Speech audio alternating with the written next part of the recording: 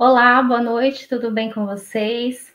É uma alegria estar aqui na segunda noite do nosso seminário de pesquisas em linguística do PPGL Unemate, hoje recebendo a nossa convidada, a professora doutora Thalita Miranda Gonçalves Sampaio de Souza, que vai proferir aí uma belíssima palestra intitulada Um deslocamento discursivo para a compreensão da escrita e da comunicação.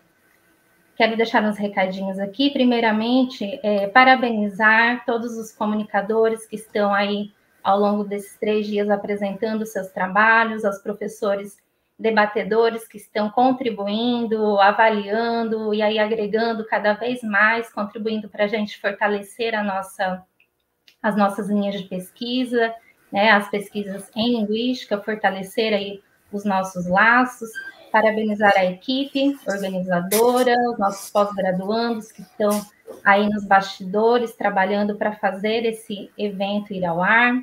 Queremos também agradecer, né, a ajuda, o apoio técnico da DEAD, o AB, hoje o Leandro está aqui conosco, né, possibilitando essa transmissão para vocês. Também dizer que ontem à noite, né, agradecer ao professor Adson também, que trouxe um mini curso muito legal, as pessoas perguntaram, tínhamos muitas dúvidas, ainda temos, mas vamos aprendendo, né? Então, muito obrigada, professor Adson, por estar aqui conosco. Lembrando que a lista de presença será disponibilizada no chat ao final da fala da professora. Vocês podem participar, fazer perguntas direcionadas para a professora Thalita e também perguntas relacionadas ao evento. A nossa equipe também está aí para respondê-los. Os vídeos ficarão aqui, né, no nosso canal do PPGL, aqui no canal do YouTube. Então, a gente já convida vocês para visitar o canal. Temos muitos vídeos de, né, eventos anteriores que podem servir aí para a pesquisa, né, para o trabalho de vocês.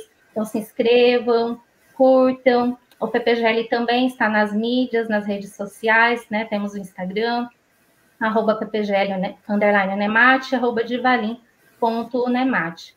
A gente também convida vocês a convidar também outras pessoas a conhecer o portal.unemate.br/linguística, né? Já estamos aí com vários editais, edital para a seleção 2025, quem quiser vir estudar conosco, acesse lá para ver os prazos, né, as datas, as linhas de pesquisa, editais de bolsa. Então, acessem e nos ajudem também, né, a compartilhar essas informações. Então, agora eu quero apresentar a nossa palestrante, fazer uma breve leitura do seu currículo. A professora doutora Thalita Miranda Gonçalves Sampaio de Souza, ela possui graduação em letras, mestrado e doutorado em linguística pela Universidade do Estado de Mato Grosso, inclusive foi da primeira turma de doutorado aqui do nosso programa, egressa, nossa colega. Trabalhou como professora substituta, bem como efetiva no Instituto Federal de Mato Grosso de 2014 a 2019. Atualmente trabalha como professora substituta na Unemate, no campus de Pontes e Lacerda, né, trabalhando aí nos temas, né, com os temas língua portuguesa, língua inglesa, análise do discurso. Ela recentemente também está atuando aí nas redes sociais, fazendo um trabalho muito legal, aí nos instigando a pensar como o domínio da língua, da linguagem, pode nos dar autonomia, né, como a boa comunicação pode nos colocar em um lugar de prestígio, né, na nossa profissão, nas nossas relações.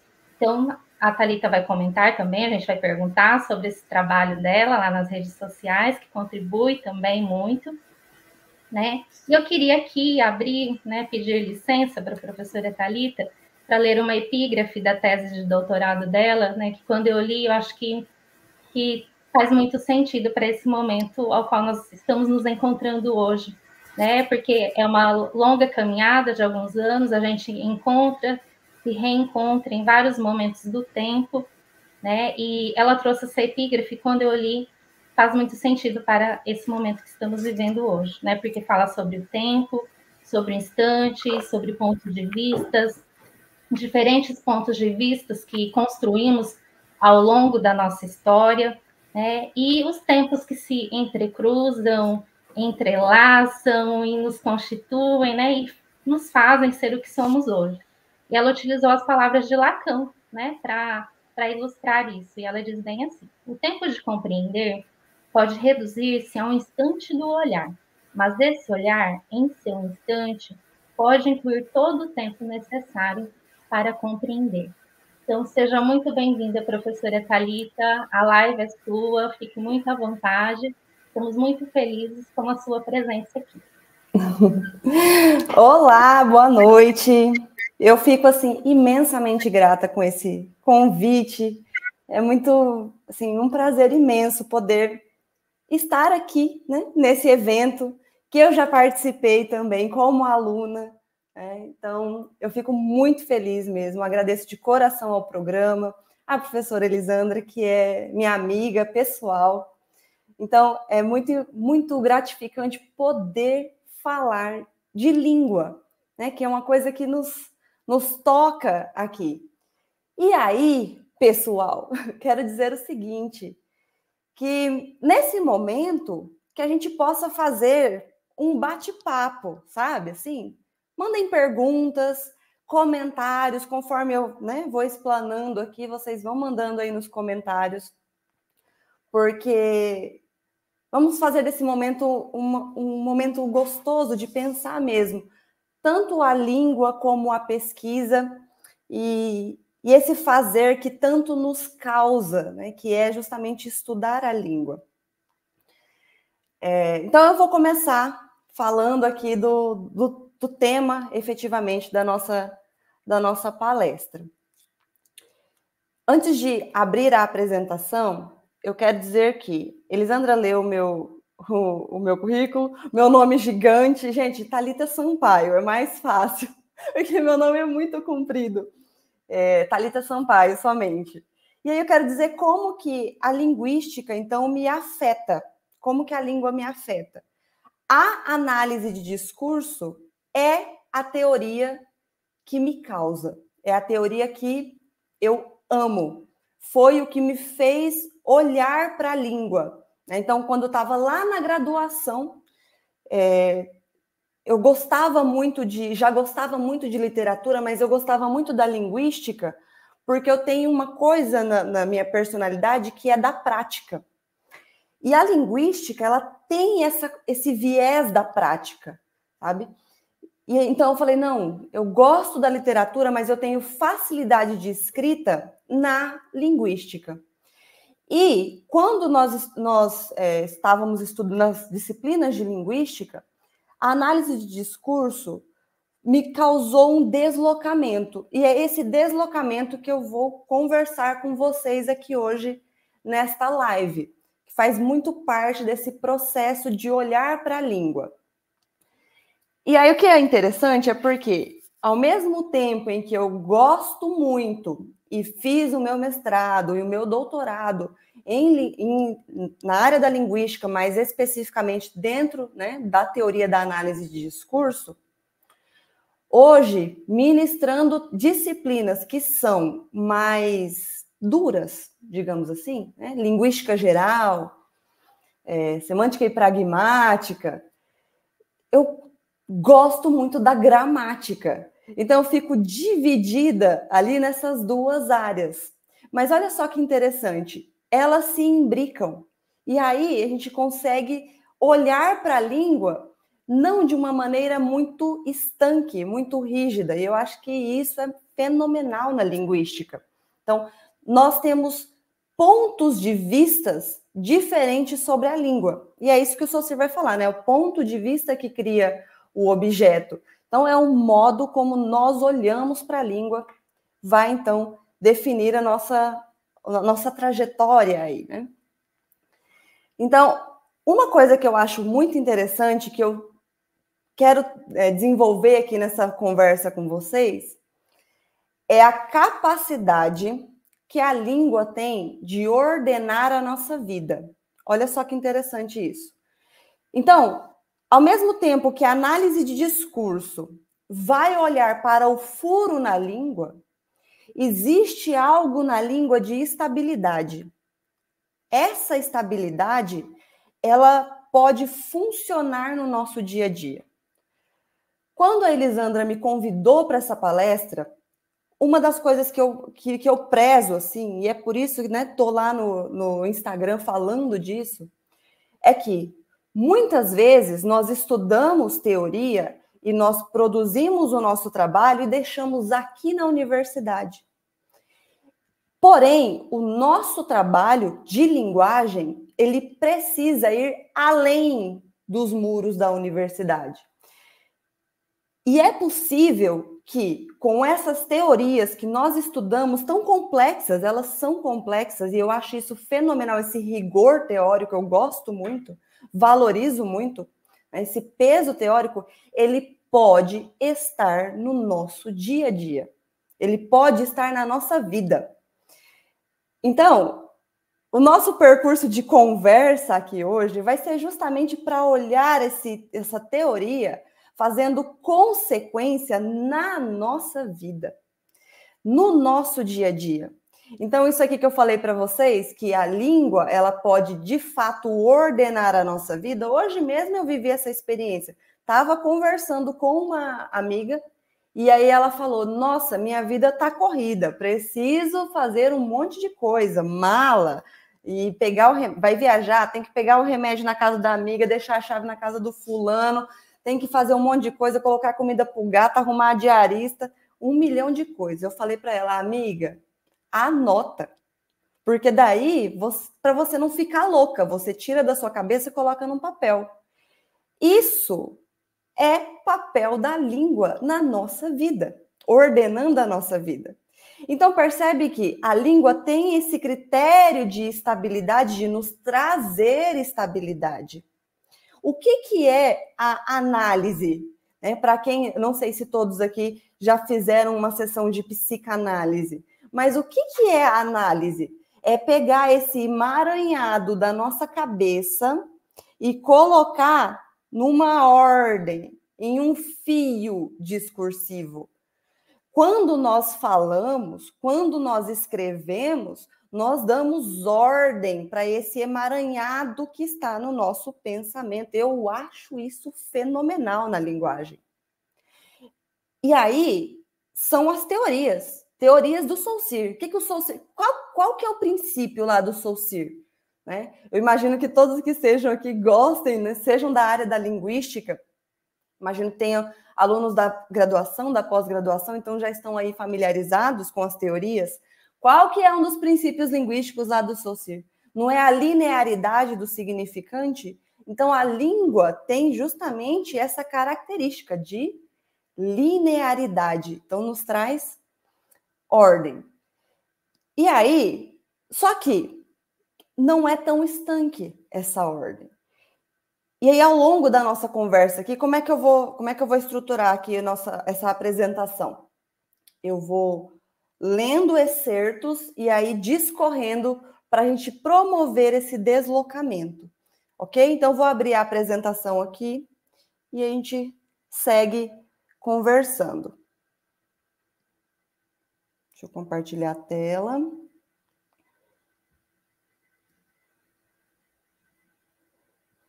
Só um minuto.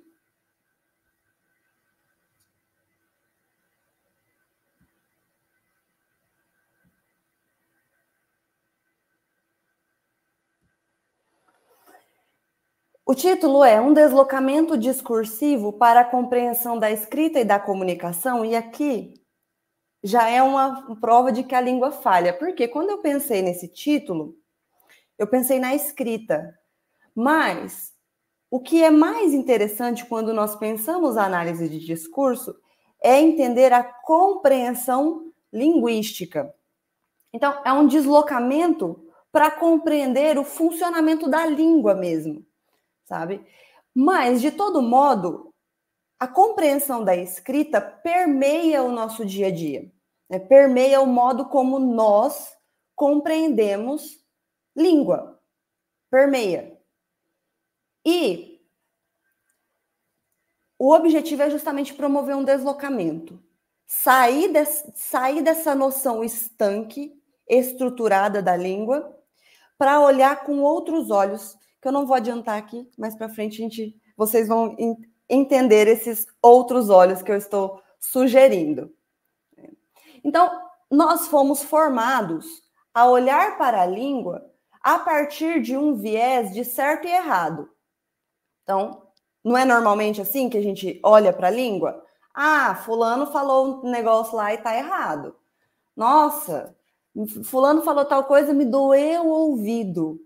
Então, nós temos essa formação de olhar para a língua a partir de um viés que é certo e errado, porque nós somos ideologicamente constituídos, a princípio, para olhar para a língua dessa maneira.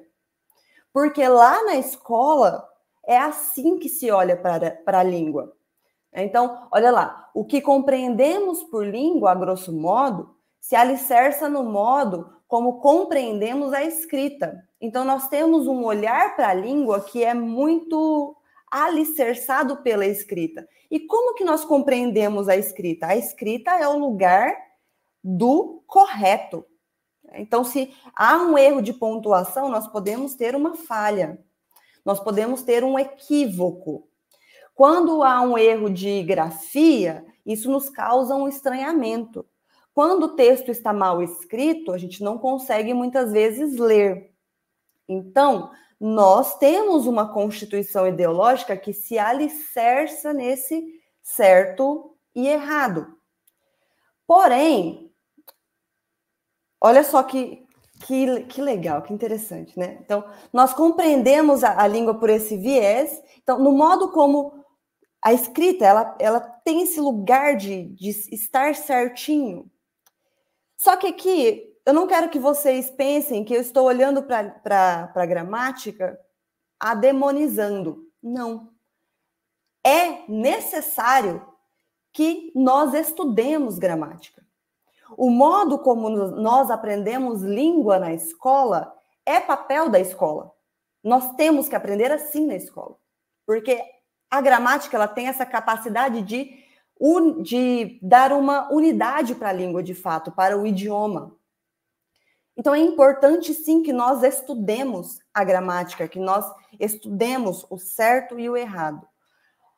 A questão é que a língua ela não se encerra somente no certo e no errado. E, ao longo da nossa formação, nós estamos o tempo todo sendo formados para olhar para a língua somente por um viés de certo e de errado. É necessário que saibamos o certo e o errado, mas a língua não se resume somente nisso. Mas de onde vem, então, essa formulação? Já coloquei aqui, ó, o René Descartes. Então, nós temos lá na escola, nós temos essa formação que é racionalista. Racionalista. Então, olha só o que o Descartes fala para a gente. O que é muito interessante é que ele apresenta, o trecho que eu vou ler aqui para vocês, é sobre a aritmética. Porém, a aritmética ela está muito próxima da gramática quando nós pensamos nas artes liberais. Daqui a pouco eu vou falar um pouquinho sobre o trivium. Então, vai ao encontro desse deslocamento que eu estou propondo aqui para vocês. Então, olha só o que o Descartes vai falar para a gente. Talvez aqui não vos parecereis ser tão vaidoso se considerardes que, havendo apenas uma verdade de cada coisa, todo aquele que a encontra sabe tanto dela quanto se pode saber. E que, por exemplo, uma criança instruída em aritmética, tendo feito uma adição conforme as regras, pode estar certa de ter encontrado, no tocante à soma que examinava, tudo o que o espírito humano poderia encontrar. Quando uma criança aprende matemática, ela aprende toda a verdade do método. Olha só que legal. O Descartes é um racionalista. Então, quanto mais do método se sabe, mais racional se torna. Quanto mais nós sabemos da linguagem correta, mais racional nós nos tornamos. Essa noção de certo e errado da língua bebe desse conceito histórico. Então, nós vamos nos formando e construindo o nosso pensamento a partir das coisas que consumimos. Isso é ideológico na análise do discurso, né? A teoria vai explicar sobre essa constituição de sujeito. Então, ao longo da nossa formação na escola, na universidade, nós vamos sendo formados para atender uma língua que tem um rigor, que tem uma ordem, que tem que ser correta, que tem que ter clareza. Porque quanto mais clareza se tiver, quanto mais você sabe do método, mais racional você se torna. E aqui nós temos uma divisão entre racionalizar e animalizar, que é muito interessante. Por quê? Porque a capacidade da linguagem é algo que só nós, seres humanos, temos. Os animais, eles não têm capacidade de linguagem no sentido de desenvolver um diálogo. Tem aquele texto famoso das abelhas. Agora eu vou ficar devendo aqui. Eu acho que está no texto do Michel Breal, não tenho certeza. Que ele vai falar das danças das abelhas e lá comprova-se que, de fato, as abelhas não conseguem se comunicar. Por quê? Porque não se estabelece um diálogo. Aí você vai falar o seguinte: não, professora, o meu cachorro, ele entende o que eu falo. Você precisa ver. Então, aqui em casa, de vez em quando, eu converso com meus gatos, sabe? Assim, bem coisa de louca. Mas eu converso. E ela responde. Eu finjo que entendo. Até mio. Aí ela deve pensar, nossa, tantos erros gramaticais nesse miado. Mas o que é muito interessante é que o seu animalzinho, o meu animalzinho, ele não vai conseguir olhar para um dia bonito e te falar que o dia está bonito. Porque essa capacidade só nós temos. Então parece que os animais se comunicam, mas de fato não, porque não há essa troca. E aí, olha só que interessante. Se a língua, e aí que a gente entra na lógica, hein? Se a língua é algo que só nós, seres humanos, tem, quanto melhor eu desenvolvo a minha linguagem, mais humano eu me torno, mais racional eu me torno, menos animal eu me torno. Desenvolver a linguagem é importante para que a gente cresça, eleve a nossa racionalidade. Tá, calma aí que daqui a pouco eu vou desmanchar tudo isso que eu estou falando. Mas eu preciso que vocês entendam esse ponto. Isso é fundamental. Aí vou continuar aqui como Descartes diz. Pois, enfim, o método que ensina a seguir a verdadeira ordem e a enumerar exatamente todas as circunstâncias do que se busca, contém tudo o que dá certeza às regras da aritmética. Então, vamos aplicar a gramática. A gramática é o método da língua. Então, na gramática, nós temos tudo o que dá certeza à língua. Mas o que mais me contentava nesse método é que por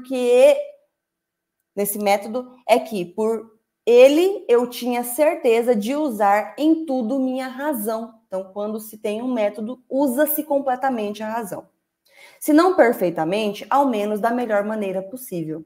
Além disso, eu sentia, praticando-o, que meu espírito se acostumava aos poucos a conceber mais claramente e mais distintamente os seus objetos. Aqui nós vamos estabelecendo uma relação de linguagem, pensamento e mundo, em que a linguagem representa perfeitamente o mundo. A linguagem coloca o mundo dentro do seu pensamento. Isso aqui segundo os racionalistas. A partir daí, peguei lá o Descartes, que é muito antigo, mas olha só, gramática do Celso Cunha e do Lindley Sintra, a nova gramática do português contemporâneo. Como então que o gramático considera o que é língua? Nossa, já passou tanto tempo, né? E aí? Olha só como que o gramático compreende o que é língua. Língua é um sistema gramatical. Aí eu vou lá, pergunto para os meus alunos, gente, o que é língua e o que é a gramática?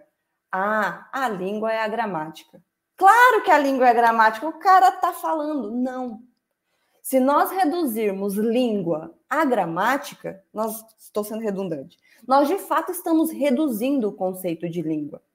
A gramática, ela é necessária e é uma tecnologia de língua, mas gramática não é língua. Ela é necessária para que tenhamos uma unidade linguística, mas a língua em si, enquanto conceito, extrapola o que é língua. E é isso que nós vamos ver daqui a pouco. Né? Então, língua, o Cunha e Sintra vão dizer, língua é um sistema gramatical pertencente a um grupo de indivíduos.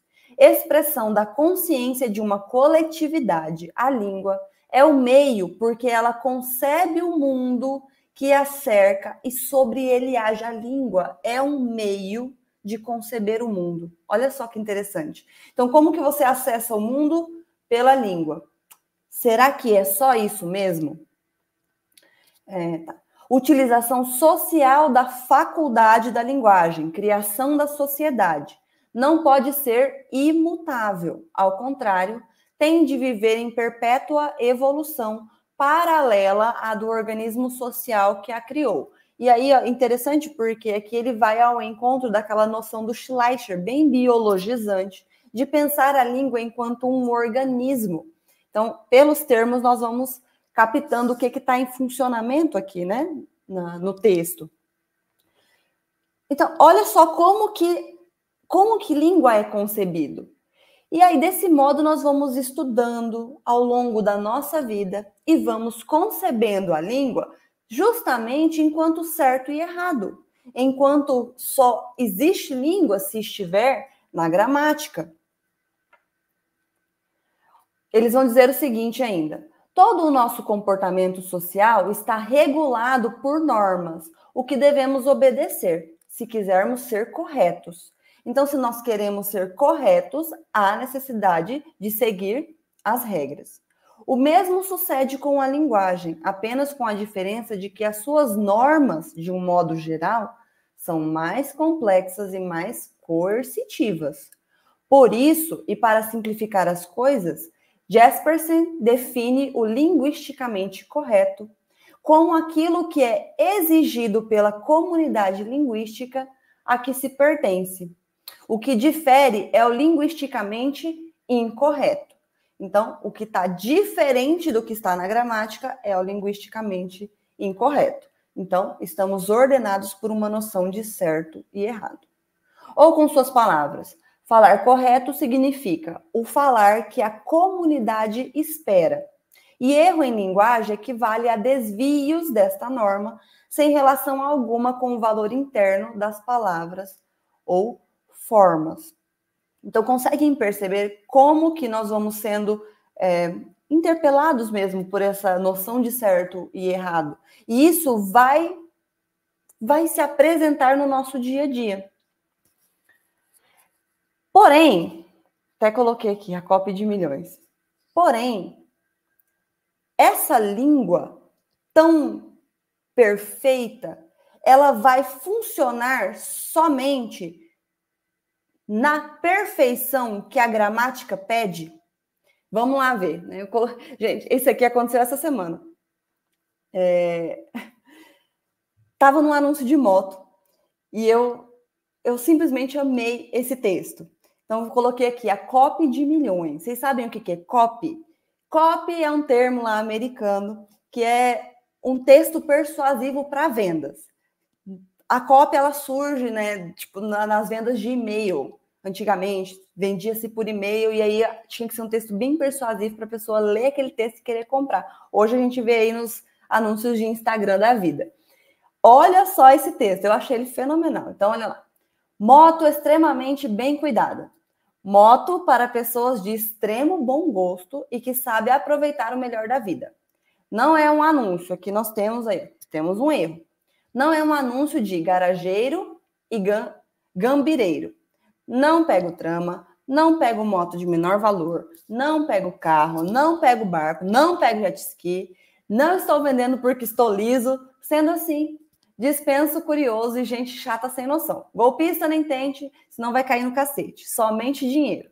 Moto sem reserva de domínio, só pegar e transferir. A moto é top sem defeito. Se você é feio, ficará bonito. Se você não tem dinheiro, porém tem o crédito no banco, pode se endividar sem medo. Nunca vi ninguém triste em cima de um robozão desse. Então, esse texto é muito legal. Por quê? Nós temos aqui o funcionamento da língua, de fato. Por quê? Vocês conseguiram entender esse texto? Conseguiram, né? Existem erros gramaticais aqui? Existem. Existem erros. Existe marca de oralidade? Existe. A moto é top sem defeito. Existe gírias, por exemplo, não é anúncio de garageiro e nem de gambireiro. Vocês sabem o que é gambireiro? De gambira. O que é gambira? Lá em Goiás, o povo usa para fazer troca. Né? Então, nesse sentido, de fazer troca. Na gramática, esse texto não atende a essas regras racionais que é exigida, que é pedida. Porém, esse texto produz sentido. E ainda assim, ele tem uma certa clareza. Né? A pessoa que escreveu, ela tem noção de pontuação, ela sabe pontuar bem. Faltou talvez um cuidado ali na releitura para consertar algumas coisas, mas esse texto produz sentido, significa. E aí eu posso dizer que esse texto não é língua? Porque ele não está, de fato, extremamente correto? Não, né? Isso não acontece. Tá bom, agora vamos lá, falar do trivium, para a gente seguir essa sequência de compreender a língua por esse viés do certo e do errado, onde se alicerça essa nossa noção. Então, trouxe o Descartes, trouxe uma gramática, né, que é uma das melhores que nós temos aí em funcionamento, que é a do Sintra, do Celso Cunha e do Lindley Sintra. E aí o trivium. O trivium é muito interessante. Por quê? O que é o trivium? Alguém sabe? Manda aí nos comentários. Eu não estou vendo os comentários de vocês, gostaria de estar vendo. Mas o trivium, ele faz parte da educação clássica. Ele faz parte do pilar da educação clássica, como se ensinava lá no medievo. Então, o que faz parte do trivium? Olha lá, o trivium inclui aqueles aspectos das artes liberais, então são 7 as artes liberais. O trivium faz parte dessas 7 artes liberais, que era como se estudava antigamente lá nos mosteiros, nas catedrais. Inclusive, o nome catedral... Vocês sabem, gente, o que é catedral? Vem de cátedra. O que é cátedra? Cátedra é cadeira. Até hoje nós utilizamos na universidade, né? Professor ocupa a cadeira de linguística, ocupa a cadeira, é a cátedra. Então, o trivium nasce das artes liberais. E aí, olha só que interessante. O trivium, ele é pertinente àquilo que é da ordem da mente. E o quadrivium são aqueles aspectos das artes liberais pertinentes à matéria. Eu acho isso fenomenal, porque a gente olha a simbólica do negócio. Trivium é um triângulo. Triângulo. Se você for fazer o símbolo de um triângulo, faz aí para mim. Como que você vai mostrar para uma pessoa que é um triângulo? Você não faz assim? Assim, exatamente assim, não é? Olha só, o triângulo, ele aponta para cima. Você vai fazer o movimento e ele aponta para cima. Por quê? Porque a lógica, a gramática e a retórica que constituem o trivium faz parte das artes que nos elevam, que faz parte da transcendência, racionalidade, transcendência, mais perto de Deus, mais perto de Deus. Então, a racionalidade nos torna mais humano, porque estamos mais próximos de Deus, porque somos imagem e semelhança de Deus. Olha só para onde estamos deslocando a compreensão. Então, e aí é realmente um posicionamento cristão. O trivium, então, esse triângulo que leva à transcendência. Quadrivium são as artes liberais que fazem parte daquilo que é da imanência, que é do terreno, que é da matéria, daquilo que eu consigo tocar. Faz para mim um quadrado, me mostra. Como é que faz um quadrado? Se fosse para você fazer um quadrado assim, ó, no ar, como é que a gente faz o quadrado? Não é assim? Assim? Reto, baixo, imanente. É aquilo que é da ordem do homem. Então, nós temos a lógica, a gramática e a retórica, onde se alicerça a linguagem e nos eleva. E nós temos, então, o quadrivium, aritmética, música, geometria, astronomia, são as coisas do mundo. Então, a música, por que a música? Física, o som, barulho, dividido pela matemática. Se tem alguém que me escuta que é músico, sabe que dentro da música é tudo matematicamente calculado, dividido, às oitavas. Então, o trivium tem essa característica muito próxima lá do Descartes, de compreender a língua por esse viés racional, de quanto mais você sabe, mais você se eleva. É a relação da língua, do pensamento e do mundo. Então, olha lá, a lógica é a arte de pensar. A gramática, a arte de inventar símbolos e combiná-los para expressar o pensamento. Estou frisando no expressar, por quê? Daqui a pouquinho eu desloco. Para expressar o pensamento. E a retórica, a arte de comunicar pensamento de uma mente a outra, ou de adaptar a linguagem à circunstância. Então, o trivium vai tratar justamente dessas partes da linguagem. O assunto geral das artes gerais é tanto a razão quanto a palavra. Elas são empregadas no aperfeiçoamento do raciocínio em benefício do bem-pensar, como na lógica. No aperfeiçoamento no modo de falar, em benefício do uso correto das palavras, como na gramática, ou no uso eficaz das palavras, como na retórica. Então, dominar a língua está muito relacionado com aperfeiçoar o pensamento, com aperfeiçoar o modo como nós falamos mesmo, retórica, oratória, né? E o fato de você conseguir escrever bem. Então, vai trabalhar essas 3 áreas: a lógica, a argumentação, o pensamento e a oralidade, a beleza. De todas as artes, a primeira e mais geral é a lógica, seguida da gramática e, por último, da retórica, uma vez que pode haver muito uso da razão sem o falar, mas nenhum uso da palavra sem a razão, porque no racionalismo a língua forma o pensamento. E realmente, isso é verdade. Não tem como a gente pensar sem a língua. Isso é fenomenal. Eu gosto... aqui tá cheio de linguista. Eu acho que não vai dar certo essa piada. Mas, se você não é linguista... Vou fazer a piada, porque se você não é linguista, vai dar certo. Que é o seguinte, normalmente eu falo para meus alunos assim, ó, você conhece palavra tal?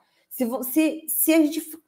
eu falo uma palavra e você não conhece, não sabe o significado dela, aquilo não te remete à coisa, né? Então, eu uso o exemplo do Varbru. Você sabe o que é Varbru? Linguista velho sabe. Se for da sociolinguística, então vai saber mais, né? Então, se você não sabe o que é Varbru, percebe que isso não tem um significante, o significado não vai promover uma imagem acústica. Então, é porque sem a língua a gente não pensa.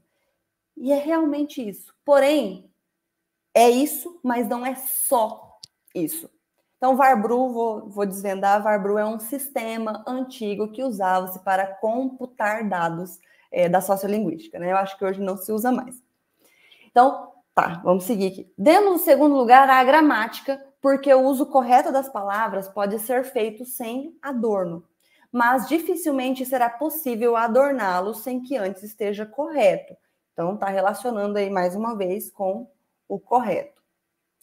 A função da linguagem é tripla, segundo o Trivium. E aí eu coloquei a autora que eu estou usando do Trivium é a irmã Miriam Joseph. que é o trivium mais moderno. Então, a função da linguagem é tripla. Comunicar o pensamento, volição, ou seja, vontade, e emoção. Qual a função da linguagem? Comunicar o pensamento, volição e emoção. Qual que é o problema aqui? Não se considera, não se leva em consideração que a língua forma o sujeito, ideologicamente e historicamente. Esse é o ponto de deslocamento. Esse é o ponto de deslocamento. Por quê? Porque, embora a língua tenha todo esse viés racional, a língua falha. A língua falha. E é aí que eu vejo tanta consequência da língua no nosso dia a dia, sabe? Quando ela falha, a gente pode fazer uso disso na prática do nosso dia a dia. Eu vou trazer exemplo aqui para vocês, para a gente pegar essa coisa da teoria e colocar na nossa vida. Porque é possível. As teorias linguísticas, elas não são para ficar na gaveta. Não são. É para que a gente traga essa consciência mesmo, embora a língua seja inconsciente, né, essa formação seja inconsciente, mas que a gente traga essa consciência no nosso dia a dia e consiga aplicar na nossa vida. É possivelmente possível, de fato é. E a gente vou trazer os exemplos aqui, vocês vão sacar. Então, olha aqui, coloquei que a linguagem atesta a nossa racionalidade, pois somente nós nos comunicamos. Então, atesta a nossa racionalidade, realmente, somos seres racionais. A linguagem nos torna mais racional, porque quanto mais se sabe do método, mais elevado nós nos tornamos, mais humanos nos tornamos. A racionalidade nos torna mais humanos e menos animais. Por quê? Porque nós não estamos considerando o fato da pulsão. E aqui entra a psicanálise. Tudo o que é muito rígido quebra, esfacela. E a língua, pensada por um viés que é extremamente racional, só pelo racional, não vai levar em conta que nós somos também sujeitos pulsionais. Pulsionais. Então, nós temos pulsões, desejos. Aí aqui entra o Freud, que para nós da linguística, nós não vamos estudar de fato o Freud, mas sim Lacan, né? Porque o Lacan vai pegar o inconsciente e trazer para o uso na linguagem. Aqui entra o equívoco. Qual que é o problema da racionalidade? É não considerar que a língua falha. E eu vejo a língua falhando consequentemente no nosso dia a dia. E aí entra a mágica e a beleza do negócio, da poesia, do discurso, da possibilidade de sentido. Professora, então, vamos lá, vamos para o discurso. Daqui a pouco eu trago exemplos práticos. Dentro do discurso, e aí eu vou me embasar no texto da Eni, que é esse aqui, ó. Eu, tu, ele. Eu vou trazendo excertos para fundamentar essa noção de discurso.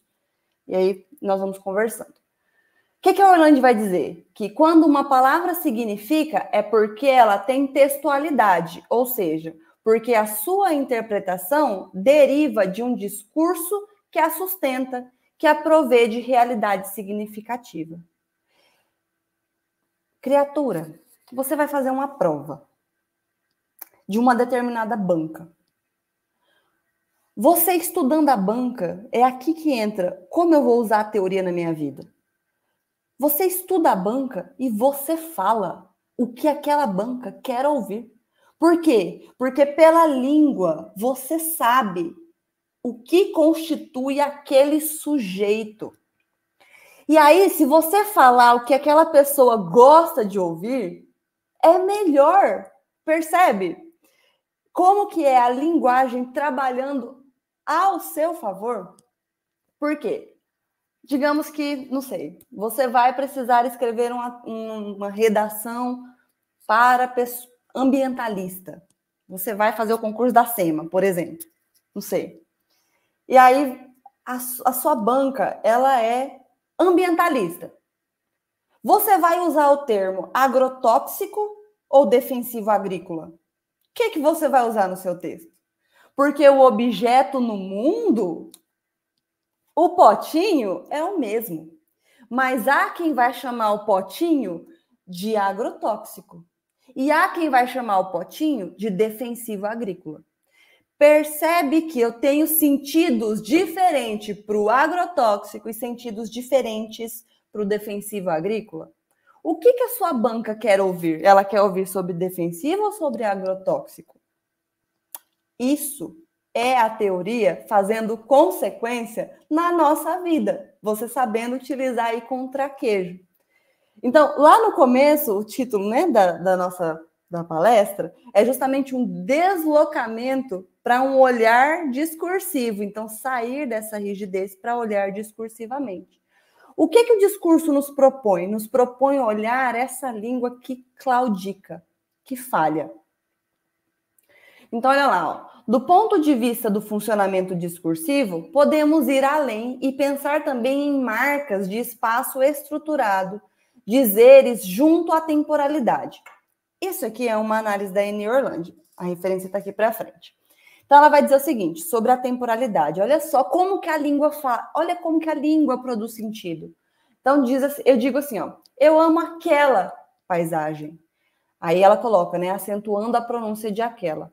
Posso estar indicando simultaneamente uma forma pronominal, aquela, né, pronome, marcada por um tempo, no caso, pretérito perfeito. Quando eu digo, nossa, eu amo aquela paisagem. Então, eu estou me referindo a algo que já se passou. Mas não está escrito aqui que é algo que já se passou. Porque se tivesse escrito, tinha que estar o quê? No pretérito perfeito. Mas não, a frase está no presente. Eu amo aquela paisagem. Olha a língua furando. Disso, a gramática não dá conta. Esse furo na estrutura, a gramática não dá conta. Então, cadê? Em que aquela indica também outro espaço e tempo simbólico. Os de um já vivido, um outro espaço concreto marcado na historicidade. Condições de produção, espaço e tempo. Situação, sujeitos. O verbo continua no presente em sua forma empírica, mas materialmente, em termos do seu funcionamento discursivo, esta forma se carrega de passado e de outro espaço em sua historicidade. Esta coisa, cuja construção discursiva referencial resulta em paisagem, está, por exemplo, no passado e em outro espaço vivido. Há aí um lá, em outro lugar e tempo, que está marcado aonde? Onde que está marcado? No eu amo aquela paisagem, nessa estrutura que fura. Com isso, estou afirmando que há uma mediação na relação linguagem, pensamento e mundo. Pronto! Se esfacela aqui a noção de linguagem, pensamento e mundo dada no racionalismo. Por quê? Porque linguagem, pensamento e mundo não são estanque. Se fosse o aquela aqui, não ia funcionar como passado, ia funcionar como presente. Se fosse estanque, eu dizer que agrotóxico e defensivo agrícola é a mesma coisa, porque o referente no mundo é o mesmo. Mas não, nós temos aí um furo, uma possibilidade. Com isso, estou afirmando que há uma mediação na relação linguagem, pensamento e mundo.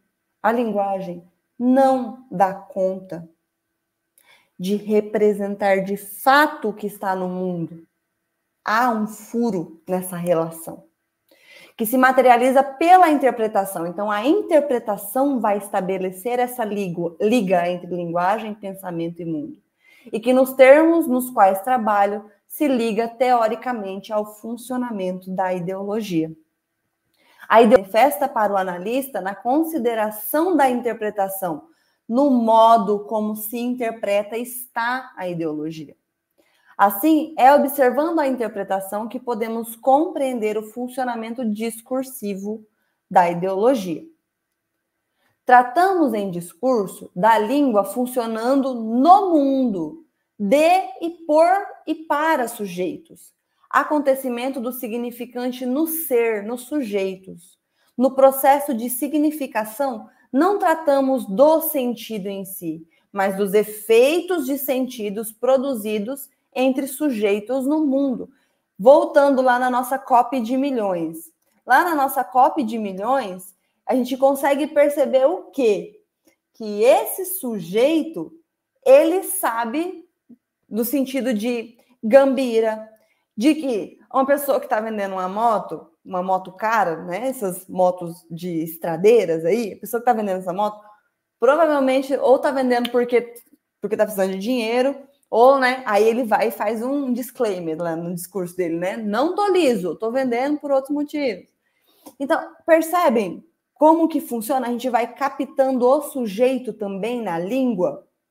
Então, na língua, a gente consegue sacar o outro. Então, eu sei com quem eu estou falando.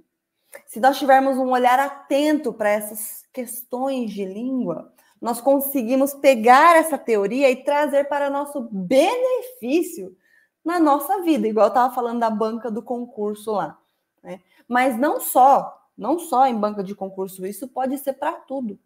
Com quem que você vai falar? Para quem que você vai falar? Isso vai interferir no modo como você vai falar, de fato. Então, percebe que ter esse traquejo discursivo, eu digo que é uma arma, porque você começa a conseguir jogar com a língua.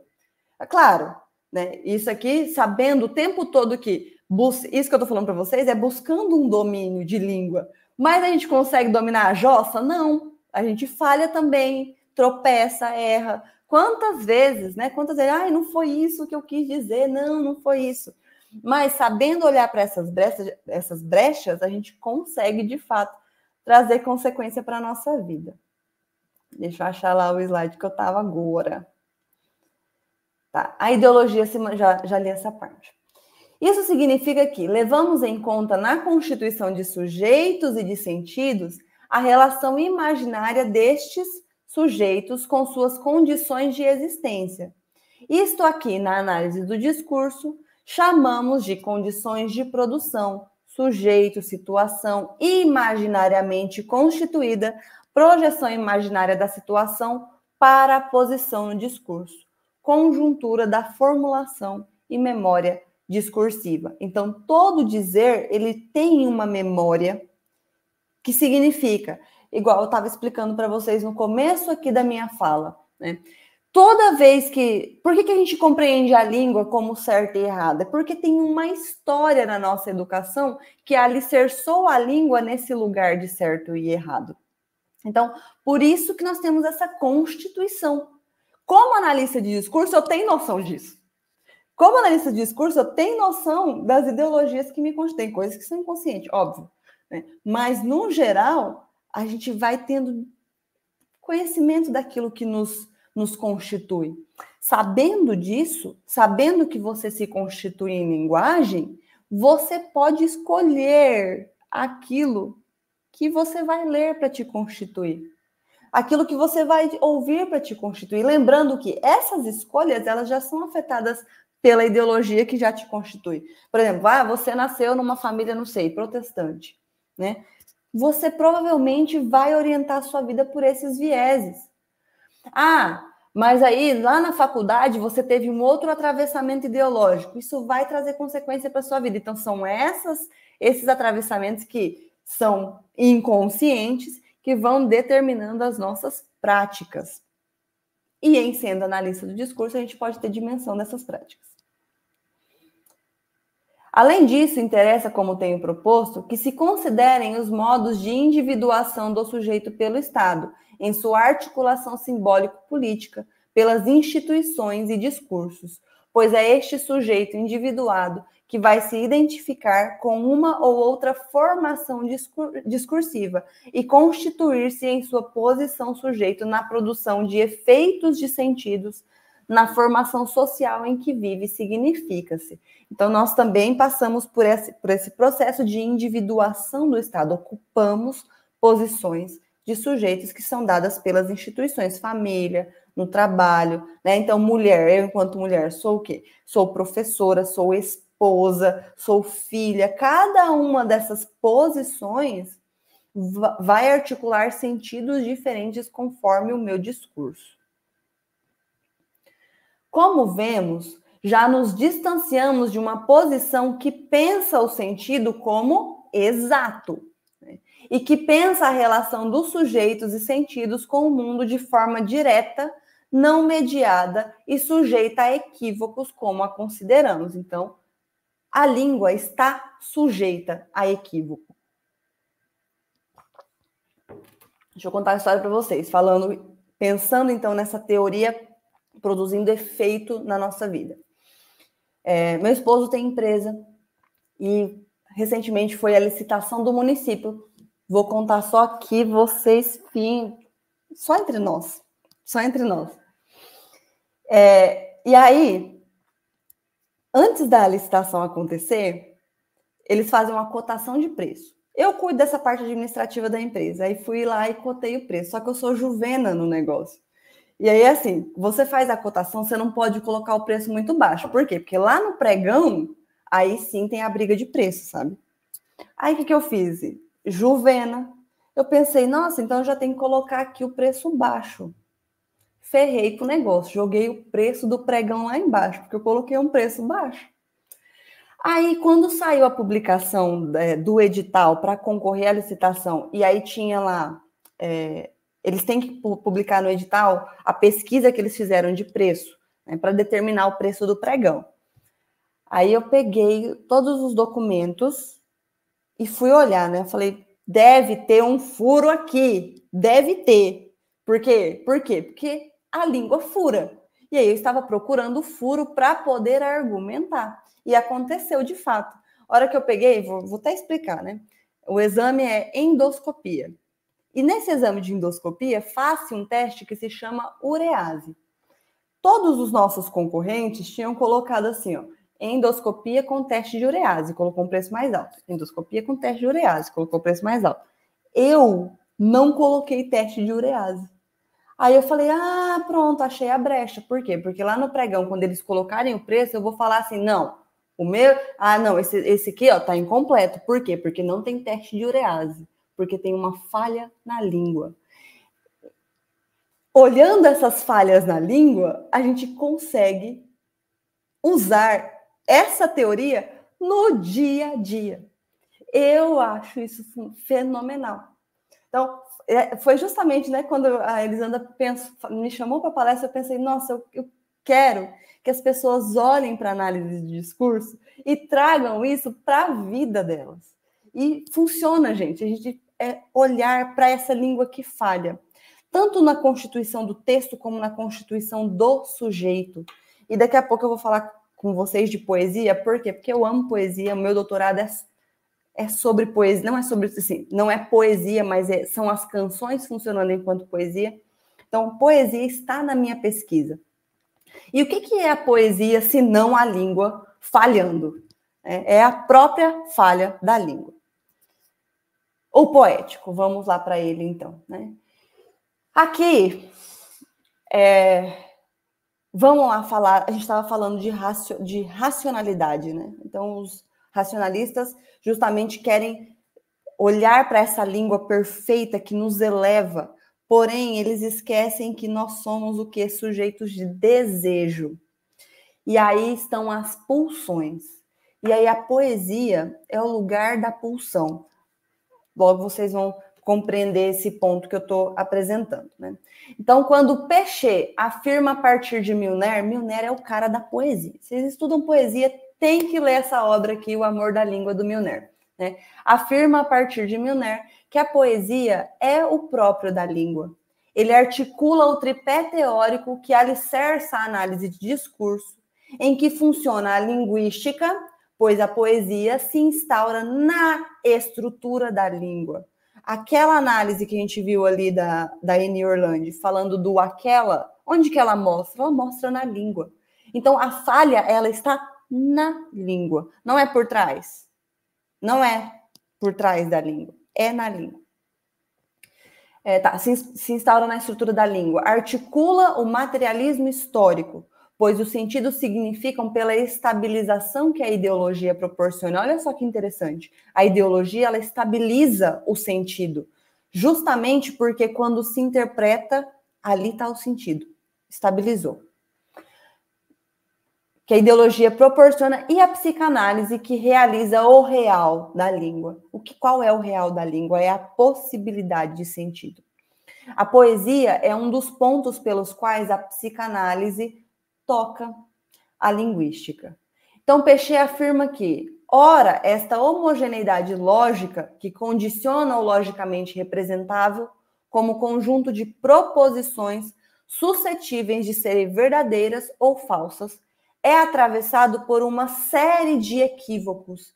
Em particular, temos como lei, rigor, ordem, princípio, etc., que cobrem ao mesmo tempo. Então, olha só, os racionalistas, o que o Péchet está falando? Que os racionalistas, esse jeito duro de olhar para a língua, pelo certo e pelo errado, ele compõe o quê? A lei, o rigor, a ordem, o princípio, que cobrem ao mesmo tempo, como um patchwork heteróclito, o domínio das ciências exatas, o das tecnologias e os das administrações. Gente, essa falha da língua que eu estou falando para vocês aconteceu numa licitação. Quer trem mais chato e rigoroso que uma licitação? A língua está ali falhando.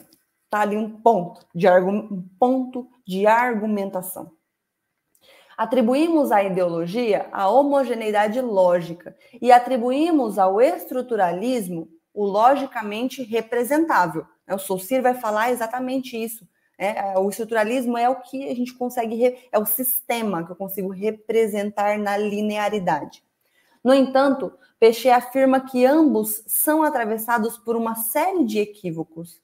É por esse funcionamento que podemos perceber a articulação do tripé da análise do discurso e o ponto em que a psicanálise toca a linguística, pois o equívoco é considerado como constitutivo da língua. Assim, temos na formulação uma estrutura, o estruturalismo, que é ideologicamente estabilizado, o materialismo histórico, mas que equivoca.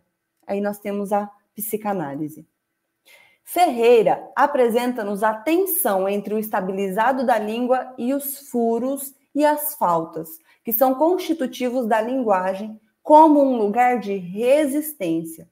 Os enunciados da língua podem sempre escapar à organização da língua, ao trabalho da razão e da lógica sobre a linguagem. É nesse espaço que se localizam os furos e as faltas, que são estruturantes e próprios à ordem da língua. Então, a ordem da língua, ela é falha. É o lugar, enfim, da incompletude da linguagem, onde tudo e tanto acontece. Para a análise de discurso, a falha, a fissura, o deslizamento não são índices negativos, são lugar da resistência, lugar do impossível, nem tão impossível, e do não sentido que faz sentido. E aqui eu quero entrar na parte da pulsão. Daqui a pouco a gente vai entrar na parte da pulsão. Olha só que interessante. O Milner, ele vai chamar a poesia de amor da língua. Então, ainda sobre o equívoco na língua, o equívoco, não a poesia. O equívoco é o que faz o que o Milner chama de amor da língua. Tá? Então, ainda sobre o equívoco na língua, Milner formula essa relação, acarretando uma acomodação da linguística à psicanálise. Então, a linguística acomodada dentro da psicanálise. Nosso objeto será a linguística na medida em que é afetada pela possibilidade da psicanálise. Mas o que de fato é preciso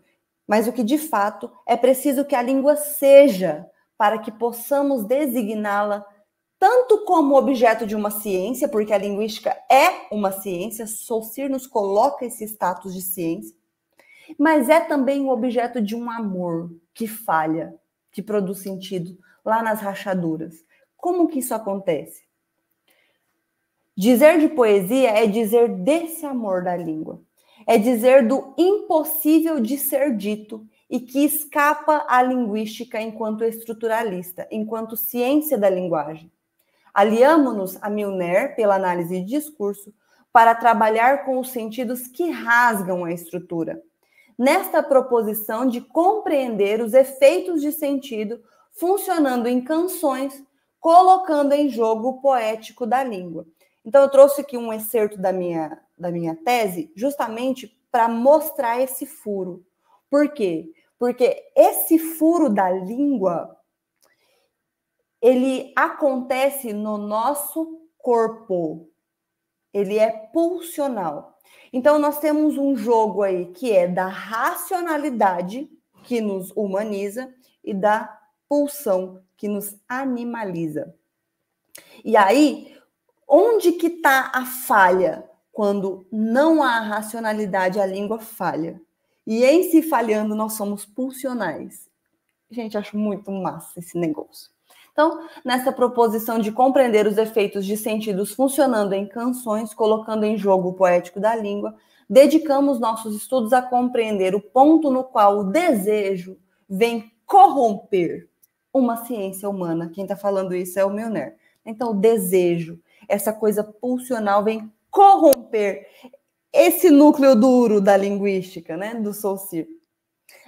Ao afirmar isso, Milner dá à poesia o seu lugar como próprio da língua, pois contempla o real, seu objeto próprio. Para Milner, é na articulação entre essa essência e o objeto de um amor, que é a poesia, que o linguista faz da poesia uma língua desejante, seu objeto de estudos.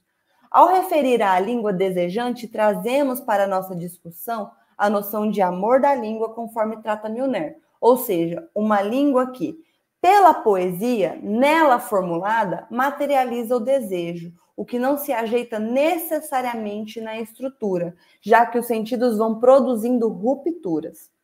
Péchet afirma que, sob os modos como a teoria linguística se escreve na história, a linguística moderna luta com uma certa loucura, como lemos.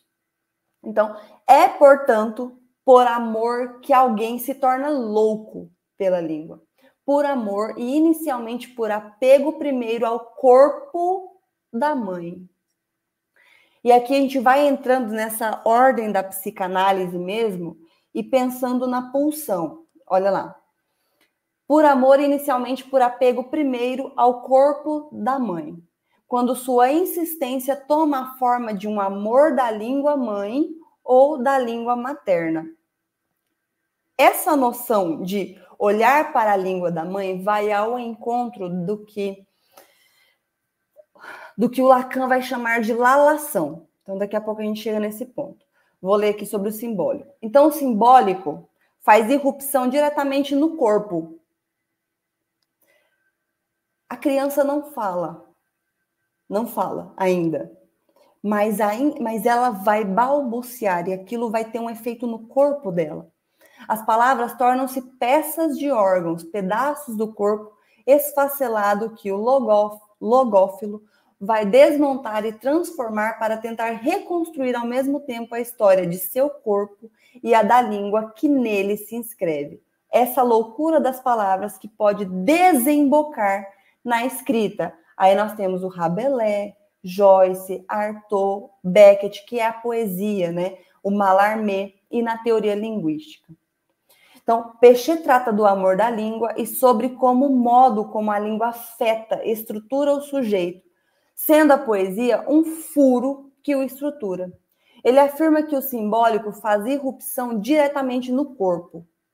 A prosódia que se ocupa de estruturar a fugacidade da sonoridade da língua pelo poético.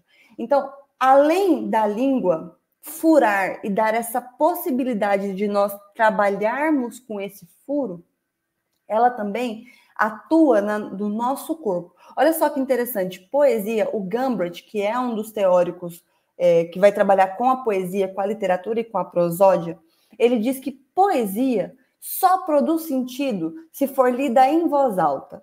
E é verdade. A gente só tem acesso à poesia se a gente conseguir ler em voz alta. Se você não lê, se lê só com os olhos, vai faltar o som ali. Porque muitas vezes, né, na poesia, nós temos justamente esse jogo sonoro. Então, um tic-tac, o barulho de um trem que vai aumentando, né? Tem uma poesia, agora eu não vou lembrar. Tem uma poesia que faz esse som do trem vindo. Então, é necessário que a gente leia a poesia para a gente ter acesso a esse furo da língua, a isso que funciona na estrutura, mas que também vai significar fora dessa estrutura.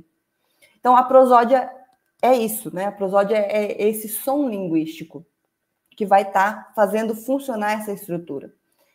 Tá. A prosódia é que se ocupa de estruturar a fugacidade da sonoridade da língua pelo poético e rompe no corpo do sujeito. Significa aquele que diz, canta e produz sentido àquele que ouve. Essa afirmação de Péchet sobre a irrupção do simbólico no corpo vai ao encontro do que é a la langue, que o Lacan nos traz. E o Quinet vai definir o que é la langue para Lacan. Então, eu trago a definição do Quinet.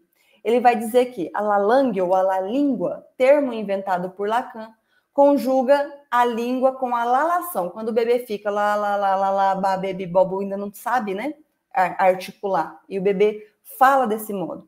Que se refere àquela forma de falar do bebê aproximadamente entre 1 e 2 anos e meio, que parece uma língua própria, antes mesmo da aquisição da fala propriamente dita, ou seja, antes mesmo da articulação significante. Cada ser humano, como ser falante, nasce e cresce recebendo a chuva de pequenas gotas, até enxurradas, da língua em que nasce, e vai dela se apropriando e constituindo a sua língua própria, começando pela lalação, em que a musicalidade com seu ritmo, cadência, entonação grave, agudo, permite à criança expressar seus desejos e afetos, do júbilo ao ódio, da tristeza à exaltação. A relação da língua com o corpo se estabelece através da pulsão de invocação que se dá pela voz. Aqui nós entramos nessa questão da pulsão. O que é a pulsão? É aquilo do desejo. Então, o ver, o falar, o comer, aquilo que vai da ordem do desejo, o ouvir. A pulsão de invocação é uma das pulsões que é trabalhada na psicanálise. Então, uma das pulsões é essa pulsão da invocação que se dá pela voz. E uma coisa interessante é que a pulsão da invocação, nós não temos controle sobre ela. Porque quando você não quer ver, você fecha os olhos. Quando você não quer comer, fecha a boca. E quando não quer ouvir? A gente pode até tampar os ouvidos, mas ele chega mais forte. A voz, o som, ele entra na gente. Se você não tiver de tampar, de colocar um fone, não tiver uma coisa fora do seu corpo para impedir, né? Então, olha só, não tem como tampar, né? Os nossos ouvidos estão abertos. Então, os ouvidos são, no campo do inconsciente, o único orifício que não se pode fechar. E o Lacan que nos diz. A mãe, que é esse outro que vocaliza no ouvido da criança, instaura através da língua uma relação entre o corpo e o sem-sentido da língua, que vem antes mesmo da articulação do significante, como Quinet afirma. Dessa maneira, a loucura das palavras que desemboca na escrita, como afirma Péchet, se dá também numa relação com o corpo, pela pulsão invocante. E na poesia a gente tem acesso a isso. A voz, ela é pulsional. E diferente do olhar, não se volta para o sujeito, e sim em direção ao outro. A gente escuta o outro. A pulsão invocante pode invocar o outro para fazer-se ouvir. E aí sim há um retorno. A voz é um corpo pulsional, na medida em que não deriva de um estímulo externo. É constante quanto à sua pressão. Busca satisfação, mas o objeto voz não é apreensível, por mais que os foneticistas desenvolvam aparelhos ultra sofisticados para capturar espectros da fala, enquanto objeto da pulsão, ela não é senão contornada, um objeto faltante. Então, ainda que a gente tenha os foneticistas, eles conseguem medir, né, a sua altura, o seu timbre, o grave, o agudo, acento, onde falou a sílaba tônica, onde não falou, mas a voz falta. Então, a gente não consegue, como é que eu posso dizer? Transcrever, a menos que seja escutada. A la-língua é o furo no sistema da língua que produz outros sentidos e é também o que permite à criança expressar seus desejos antes mesmo que haja formulação, como afirma Quinet. Nas análises adiante na tese, veremos o funcionamento da la-língua. Então, uma análise que eu trouxe para vocês é essa questão da la-língua, que funciona em uma canção em específico. Na verdade, na minha tese, eu trago essa canção em específico. Mas como que a gente vê o funcionamento dessa língua que falha e funciona nessa lalação que vai reverberar no corpo? Quando o cantor, quando ele não fala a palavra, quando ele faz barulhos. Um exemplo é naquela canção do Brinquedo de Papel, Papel Machê, o nome da canção. A música é do João Bosco. E aí ele interpreta fenomenalmente essa canção, né? E aí tem um momento que ele fala lê, lululai, lilum. Não vou cantar aqui, pelo amor de Deus, que eu sou péssima cantando. Mas ele vai repetindo, né? Ó, lê, lê, lê, lê, lê, lê, lê, lê, lululai, lilum. Vocês sabem que música que é essa, né? Esse chama scat singing. O João Bosco faz muito isso, a Ana Carolina também faz muito isso. Esse scat singing é justamente a língua furando a estrutura, em que não se tem uma palavra racional para expressar o meu desejo animal pulsional. Então, a análise do discurso vai olhar justamente para o furo nessa racionalidade que coloca em funcionamento esse meu desejo que é pulsional. E como que na língua ele se materializa? Nesses lê, lululai, lilom, que mesmo não tendo uma forma linguística, uma palavra de fato, ainda assim eu preciso verbalizar, vocalizar aquilo que acontece no corpo. É um reverberar da língua no corpo. É o funcionamento da poesia. Essas sílabas, que não se definem como um significante, produzem efeito no sujeito, um efeito que é corporal, pelo poético da língua. E aí, aqui eu já estou encaminhando para o nosso fim, né? Eu trouxe um excerto daquele conto A Terceira Margem do Rio, do Guimarães Rosa. Gente, esse conto ele é fenomenal. E aqui nós temos também um jogo da língua que funciona justamente nessa estrutura, mas que falha a partir da sonoridade. Eu vou ler para vocês e vocês vão ver aqui. O texto, ele está perfeitamente escrito, é o Guimarães Rosa. A literatura, ela é base para os gramáticos formularem as suas gramáticas. Eles bebem nas literaturas que são clássicas. Mas essa sonoridade do conto só é possível quando nós vocalizamos. Por quê? Porque a língua, ela é constituída dessa falha. E essa falha, ela pode reverberar na nossa vida prática nesses pontos que eu mostrei para vocês. Lá na Copy de Milhões, né, que o cara usa o texto de uma maneira para atingir o seu interlocutor de uma maneira que é próxima, que causa o desejo da venda. Desde o furo lá na licitação, estou enrolando a língua aqui igual o João Bosco, lá na licitação, quando você vai escrever um texto e você deseja falar aquilo que a banca quer ouvir. Então, é justamente a teoria fazendo consequência na nossa vida. Vou ler o texto aqui. Então, vamos lá. Sem alegria nem cuidado, nosso pai encalcou o chapéu. Vocês já leram esse conto, gente? Só para fazer um resumo para quem não conhece o conto. Ele é um senhor que resolve morar no meio do rio. Do nada. Do Neida, resolve morar no meio do rio. Mas é tão profundo, então cada um vai ter a sua interpretação. A interpretação passa por essa individualidade. É um texto muito bonito. Vou ler. Sem alegria nem cuidado, nosso pai encalcou o chapéu e decidiu um adeus para a gente. Nem falou outras palavras, não pegou uma tule trouxa, não fez alguma recomendação. Nossa mãe, a gente achou que ela ia esbravejar, mas persistiu somente alva de pálida. Mascou o beiço e bramou. Cê vai ou cê fique. Você nunca volte. Nosso pai suspendeu a resposta. Espiou manso para mim, me acenando de vir também por uns passos. Temi a ira de nossa mãe, mas obedeci de vez de jeito. O rumo daquilo me animava. Chega que um propósito perguntei. Pai, o senhor me leva junto nessa sua canoa? Ele só retornou o olhar em mim e me botou a bênção, com um gesto me mandando para trás.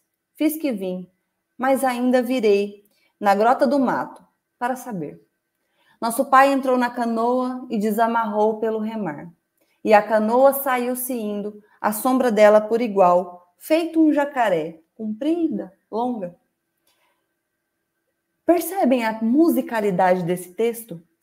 Há uma coisa de oralidade em funcionamento nesse texto, embora ele esteja gramaticalmente perfeito.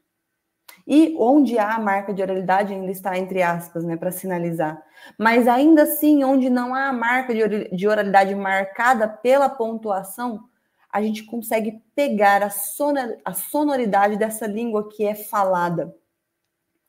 Isso é um furo da língua. Como então, em sendo perfeitamente atendendo ao método, como disse o Descartes, você atende ao método, você está fazendo tudo certo, né? Como que atendendo ao método, então eu consigo esse furo? É porque a língua se instaura no real.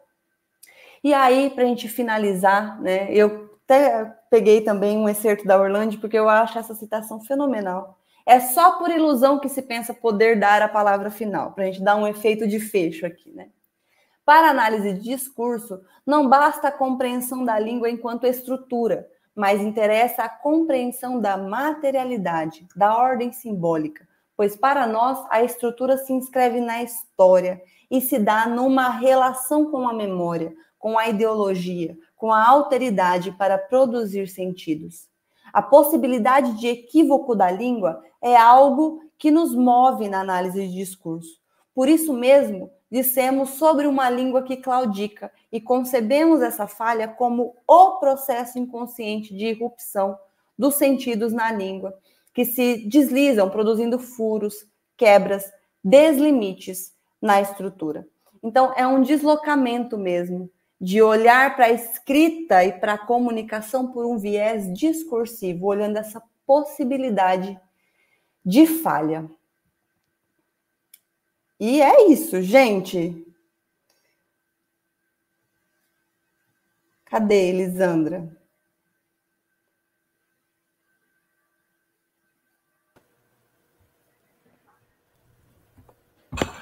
Olá, muito obrigada, Thalita. Olá. Parabéns pela excelente palestra, pela excelente fala. Eu fui anotando aqui vários tópicos e quanto é instigante esse assunto, o quanto a análise de discurso, né? Creio que todos aqui como pós-graduando, professores, já passaram ou estão desenvolvendo pesquisas nessa linha, e o que eu mais achei interessante é você tocar nessa questão de nós trazermos a teoria para a prática, para a nossa realidade. Então, em todos os momentos, quando a gente está debatendo com os colegas, como que eu posso aplicar isso em sala de aula? Como que todo esse conhecimento que a gente tem, que muitas vezes, a partir daqueles conceitos difíceis, cada um aí com as suas terminologias dentro das teorias, né? Mas a gente vê que está aqui, está no agora, né? A gente vive a linguagem, como você disse, a linguagem nos constitui. Então, poderíamos ficar aqui a noite inteira, dias, destrinchando a sua fala, né? Sobre metáfora, poesia, leitura, texto, essa pegada da psicanálise, né? Achei muito interessante, quando você estava falando, eu lembrei, porque eu também sou assídua lá na sua página, né? Eu lembrei de uma das suas falas, em que você disse, né, dessa parte, né, a gente não consegue expressar, né, aquilo que a gente não consegue nomear, né? A gente tem que nomear algo para poder expressar. Então, entra, né, não só nesse campo da inteligência, da racionalidade, mas da inteligência emocional. Então, se eu não consigo dar nome para aquilo que eu quero falar, eu não consigo me comunicar, né? Eu não consigo aí me fazer ser compreendida, eu não consigo me colocar como sujeito. Né? Eu acho muito interessante, então, que essa sua fala traga aí todas essas reflexões. Então, eu vou começar aqui a ler alguns comentários e tem umas perguntas também. Tá bom. Agradecer a participação das pessoas do chat, a Adélia Maria, nossa amiga Oi Adélia, tudo bem? Está aqui. Ela lembrou do livro Problemas de Linguística Geral, Thalita, que está a citação das abelhas. Ah, é verdade. Muito obrigada. Beniche, obrigada, Adélia. Beniche, verdade. Pela sua participação. Tem a Nilza Nete falando que foi sensacional, tem muitas palmas. Jaconias. Aí nós temos aqui a pergunta da Nayara. Como analista do discurso, você já teve medo de, dentro de uma roda de conversa, acabar sendo julgada em alguma fala por discriminação linguística? Não, esse é um ponto muito interessante, sabe?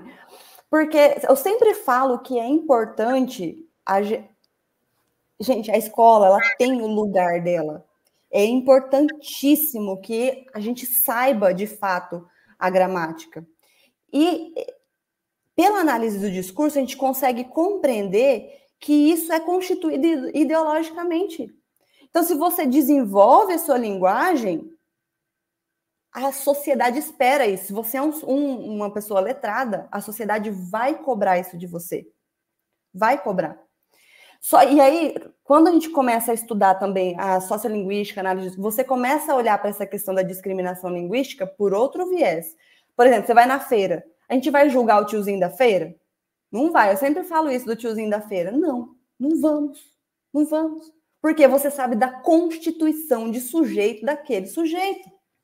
É outro atravessamento ideológico.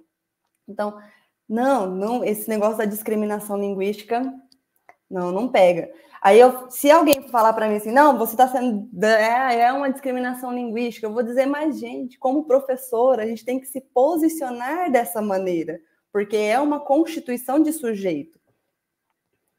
Então, a gente pode se posicionar em relação à discriminação linguística. O que nós temos enquanto linguistas? O que nós temos que fazer? Respeitar as variações. E isso ser trabalhado em sala de aula. Os alunos, eles precisam ter noção dessa questão do respeito às variações linguísticas. Mas, enquanto ser humano, é necessário que eles, estando ali na escola, aprendam a linguagem no seu aspecto formal. É preciso ter esse traquejo. Aquela coisa, não, então, por conta das variações, não vamos mais estudar gramática. É necessário estudar. É necessário. Certo, Thalita. Temos uma pergunta também da Cássia. Ela coloca assim: como a estrutura e o formato de uma palestra influenciam na compreensão e na eficácia da comunicação, escrita e oral? Como a estrutura e o formato? Então, olha só que interessante. A comunicação, ela está relacionada com você atingir ao outro. O que é fundamental quando nós pensamos em comunicação oral? Dicção, volume, igual eu estou aqui falando com vocês. Eu tentei, né? Isso é consciente. Eu tento trazer isso para o meu discurso. Alterar o volume, fazer gestos, não deixar muito monótono. Então, é importante trazer essa questão da comunicação. Em relação ao formato, uma coisa que eu acho interessante é pensar o seguinte: a palestra ela tem que ser uma condução. Igual aqui, trabalhei com vocês, né? Então, eu pensei, como que eu vou levar o meu aluno a entender essa... Gente, calma, fugiu o termo. O deslocamento. Então, eu preciso que o meu aluno entenda o que é racionalidade para entender o que é furo e como essa racionalidade se constitui. Então, é uma Condução. Toda vez que você for pensar em palestra, você for palestrar, pense em como você vai conduzir a compreensão do seu interlocutor. Em relação à comunicação, à oratória, é importante treino. Ensaia na frente do espelho. Eu ensaiei um monte para estar aqui com vocês. Preparei, li, reli, cronometrei tempo. Então, há um preparo. Ninguém vai fazer... Fica ruim. Quando a palestra é boa, porque a pessoa treinou. E aí a gente pensa assim, que os grandes, um bom orador, ele vai lá e fala bem, não precisa se preparar. Não. Os grandes oradores, eles se prepararam muito. Então, é mais ou menos, né? Será que eu respondi? Como a estrutura e o formato de uma palestra influenciam na compreensão? É justamente nessa questão da condução. Pense sempre que é uma condução. Com quem que você está falando? Né? Se for um público mais leigo, então você vai adequar a tua linguagem àquilo ali. Aí entra o traquejo de você pegar a teoria e colocar para funcionar na prática. Certo, Thalita. A gente tem aqui um comentário, né? Não é uma pergunta, mas eu acho interessante, se você quiser comentar sobre ela. A Nayara colocou assim: dentro da sala de aula, hoje, eu me pergunto como abordar o assunto de certo e errado, respeitando as individualidades do aluno. Então, apresentando aqui, e eu uso isso nas minhas aulas, eu falo, gente, aqui, a minha obrigação é apresentar a língua formal para vocês. Vocês vão ser cobrados em relação a... Mas aí que está o negócio. Quando você for, como professor, dentro de sala de aula, você está no direito de corrigir o seu aluno. Qual que é o problema da correção? É quando você está no meio dos amigos, ou quando você sabe que aquela pessoa ela não tem instrução. A minha avó fala um monte de coisa, eu acho tão bonitinha ela falando. Eu jamais vou corrigir a minha avó. Eu jamais vou corrigir um senhor de idade. Por quê? Porque eu sei que aquela linguagem dele já está alicerçada. Ele não está em um ambiente de aprendizagem. Agora, na escola, a escola é o lugar da forma da língua. E aí a gente vai explicar para a criança, para o adolescente, exatamente isso. Existem variações de prestígio. É ruim falar isso, mas e inclusive a sociolinguística nomeia dessa maneira, né? Existem variações de prestígio, existem variações estigmatizadas. Então, há um jeito de falar que você vai ser cobrado. Nós não podemos... Gente, se nós não ensinamos para o nosso aluno essa parte formal da língua, nós estamos tirando dele a possibilidade de galgar espaço na sociedade. Isso é muito sério. É muito sério. Então, assim, quando a gente pensa, né, no respeito humano. Respeito humano eu dou quando eu dou a capacidade desse meu aluno se elevar.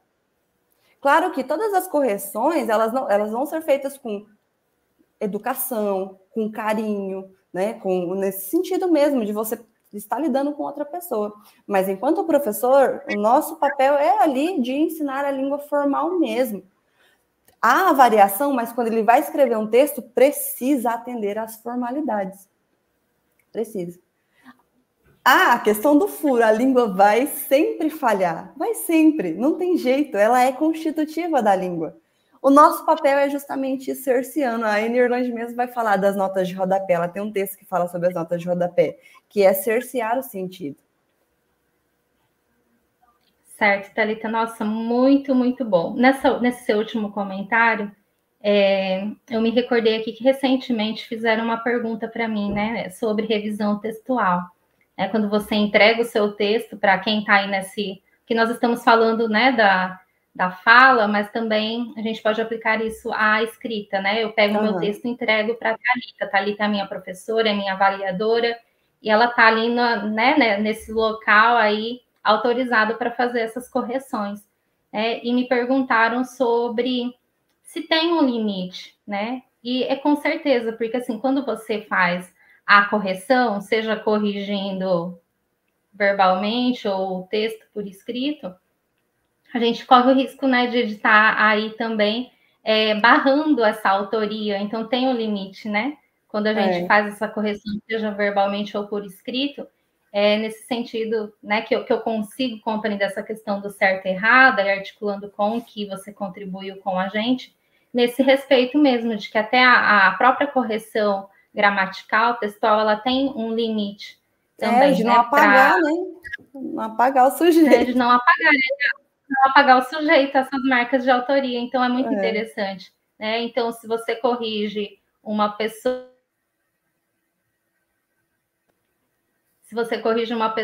né, que fala aí o cacerense, o tchá e o já, você tá fazendo, né, tá rompendo aí, né, digamos assim, esse limite aí de até onde iria a correção.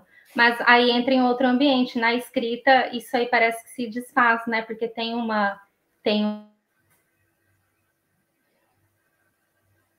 A Elisandra caiu?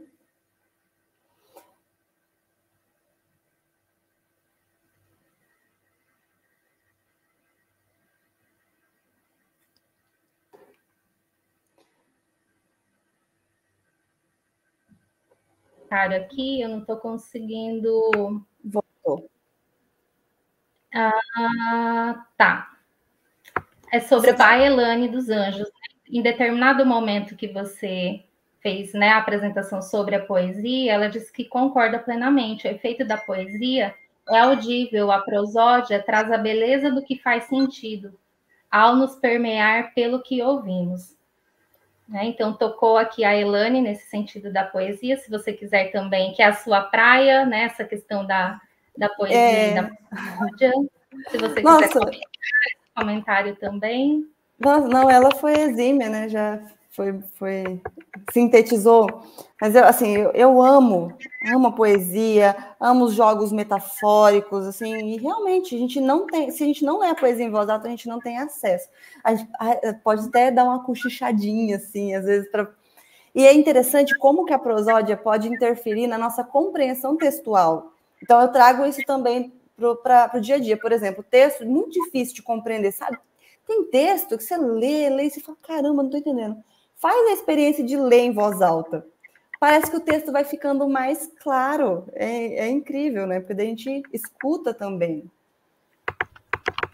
Olha, aqui, né, muitos parabéns. Professora, sua fala foi realmente maravilhosa, foi muito valorosa, ajudou a pensar no meu projeto, atribuiu muito ao meu conhecimento. Obrigada por proporcionar este momento, professora. Parabéns, top, parabéns. Fez muito sentido o que ouvimos, noite de muito aprendizado, palestra muito contributiva, excelente. Sobre aquela questão, né, realmente é cobrado em todos os espaços. Adorei a explanação sobre o conceito de furo na língua. Tem algumas muito interessantes, né? A gente ouve o pessoal da AD falando sobre furo, mas que furo é esse? A professora Thalita aqui já exemplificou para a gente. A Daniela está falando aqui sobre o preconceito linguístico, né? Deve ser combatido, sobretudo pelos linguistas. Foi visível o seu preparo, professora. Muito obrigada, parabéns. Deixa eu ver aqui mais, né? Para a gente ir aqui. Muitos comentários. Então, a gente não tem mais uma pergunta, mas aí, já conduzindo, já estamos finalizando, né, a nossa live. Muitos parabéns. Depois você vai poder entrar aí, né, no chat, dar uma olhadinha, Thalita, que tem muitos parabéns aí para você. Ai, fico feliz. Eu queria finalizar com uma pergunta, né? Nós estamos aí com um seminário de pesquisa, né? Você contribuiu muito com essa noite. A gente está com um público aqui diversificado, né? Desde os alunos que estão entrando na pós-graduação, temos professores, quem já está formado, alunos da graduação. E eu queria finalizar, então, né, com uma pergunta, e você pode também colocar as suas contribuições, porque durante a sua fala, né, articulando também o que você vem falando nas redes sociais, que você defende, né, esse posicionamento, o qual nós concordamos enquanto linguistas, né, de que é a linguagem que nos constrói, né, como sujeitos, a linguagem nos coloca no mundo, pela linguagem, pelo que falamos, nós nos damos a conhecer, né, as pessoas têm acesso a nós pela língua, pela linguagem. Eu queria que você colocasse, então, a sua experiência, como a sua passagem aqui pela pós-graduação, o mestrado, o doutorado, constituiu esse sujeito, essa Thalita, que hoje está aqui, nos abrilhando com a sua fala. Bom, eu devo tudo, sem brincadeira, a Unemat, né? Primeiro como graduação, e uma coisa que a pós-graduação, que a nossa pós-graduação tem, é um rigor. E eu falei para vocês, eu sou atravessada pela análise de discurso, mas eu gosto muito de gramática. Então, a gramática é da ordem do rigor, e as instituições são da ordem do rigor. E a nossa pós-graduação, ela é exímia. Então, o nosso corpo docente, ele é rico. Todas as vezes que, enquanto nós éramos alunas, né, Elisandra, a gente ia apresentar trabalho na Unicamp, nas grandes universidades, nós sempre fomos muito elogiadas. Então, assim, não há diferença para nós aqui no fim do mundo do Mato Grosso, para o restante do Brasil, sabe? E isso, assim, eu falo com orgulho. E eu lembro da minha orientadora, ela falava assim, Thalita, quando ela fez o doutorado dela sanduíche lá, né, na França, eu sempre falo essa história dela, ela falou que quando ela entrou no elevador, o professor que estava dentro do elevador estava com o livrinho lá do Peixe, sabe? Então, o que a gente está lendo aqui, o povo está lendo lá. Então, a nossa pós-graduação, ela é muito rica. E é o que faz eu olhar o mundo dessa maneira. Então, como que a pós-graduação me constitui? Eu sou inteira constituída sujeito de linguagem, né? Que pesquisa, que estuda. Então, assim, eu tenho rotina de estudo. Por quê? Porque no mestrado eu fiquei 2 anos com a bunda sentada estudando, no doutorado também. Então, essa formação, ela está hoje na minha vida. Eu vejo hoje, tipo, até na empresa do meu esposo, né? Cuido das coisas ali administrativas. Preciso ler, eu leio, analiso o negócio, vou ler o negócio, eu pego, marca texto. Então, totalmente atravessada pela pesquisa. Então, assim, assim, vejo também como faz falta esse rigor, sabe? Às vezes, como professora mesmo, né? Dando aula, eu vejo assim, nossa, como ter aquela formação mais dura fez consequência na minha vida, né? Ter lido textos profundos, textos duros. E quando eu estava lendo, eu falava assim, gente, para quê? Tem texto que eu fui entender agora que eu estou dando aula. Então, realmente constitui a vida. Constitui a vida. E aí, lá no meu Instagram, né, eu abro caixinha, muitas das caixinhas é assim, é como aumentar vocabulário. Eu falo muito disso, porque o vocabulário te dá acesso ao mundo, né? Com essa possibilidade de furo, de fato. Mas é olhar para o mundo com tesão, com desejo, sabe? Assim, de você querer entender com curiosidade, com vontade. E isso foi o que a pesquisa me trouxe. Então, nada passa. Você vai viajar? Se você não estudar para fazer a viagem, a sua viagem vai ser xoxa, eu te garanto. Então, se você estuda, entende o lugar, é outro olhar. Então, esse olhar de pesquisador, ele permeia a minha vida, me constitui, até para cozinhar.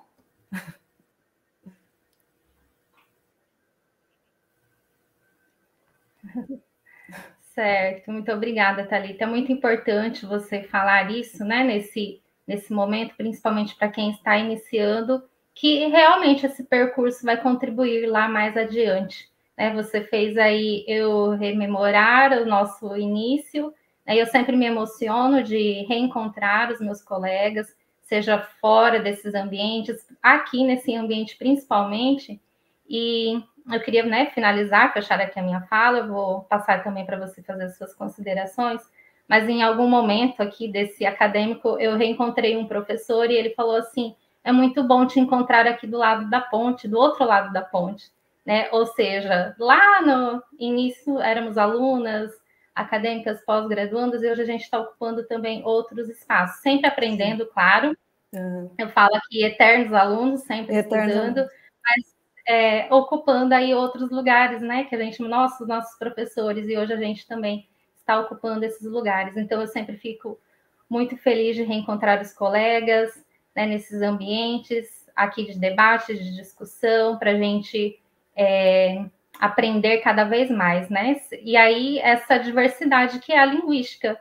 A gente vai conversando entre os colegas das teorias, a gente vê o quão rico, né, é a nossa área. E esse seminário é pensado justamente para isso.